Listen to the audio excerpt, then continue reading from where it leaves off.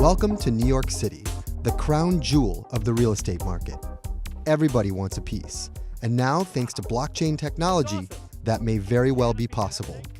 This $36.5 million development is being sliced into digital shares, or tokenized as it's called, so that investors around the world can own as much or as little as they can afford.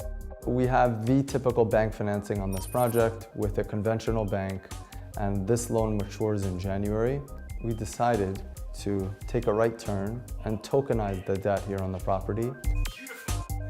The construction is 95% complete. We're starting to get inspections in the next week or so. We have a bank deadline on us where we have to sell a certain amount of units or repay the entire loan by a certain date.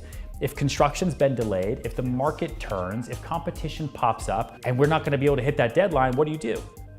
So by tokenizing the debt, it gives everyone breathing room to sell at a normal pace with the market instead of against it. The people behind this offering reside across the East River, in that other borough. Here, the blockchain startup Fluidity has teamed up with broker-dealer firm Propeller to generate tokens by crafting smart contracts. And in so doing, they could be changing the way we all do business in the future.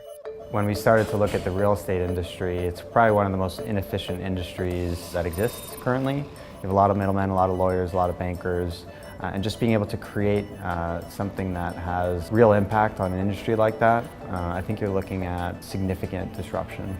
But for a project determined to eliminate middlemen, there's a lot of people involved. Motivator. Coder. I'm a lawyer. Facilitator. Strategy. Project manager. Developer. Co-founder. I'm just the broker. I'm a fan.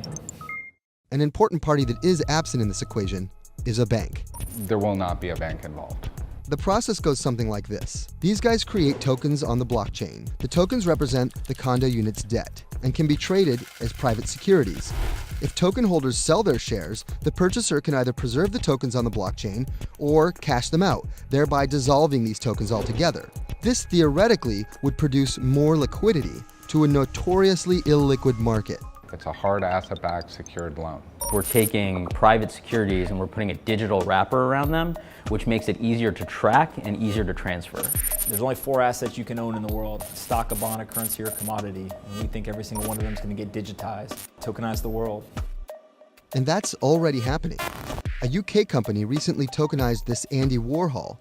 Now, 100 people own 31.5% of this $5.6 million painting.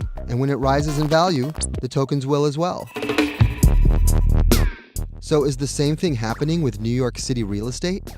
Literally, 25, 30 million people can own a piece of this at $1 a pop. When has that ever been possible? Technically, it's still not possible, at least yet that is. Many hurdles remain before this becomes a democratizing force for the masses, not least of which is the fact that these tokens are only available to accredited investors, keeping the barrier of entry high, open only to the rich. But all of this is very new and hasn't yet fully impacted the system. Blockchain innovations like this one clearly has the potential to disrupt the way we do business and even the way we define the very things that we own. You know, if there's another downturn and banks say, oh, we have a hard time lending now, okay, well, I don't need you because I can tokenize my loan that I want to use to buy that condo there. And that's what I'm going to do. So now we don't need banks anymore. That is what's crazy.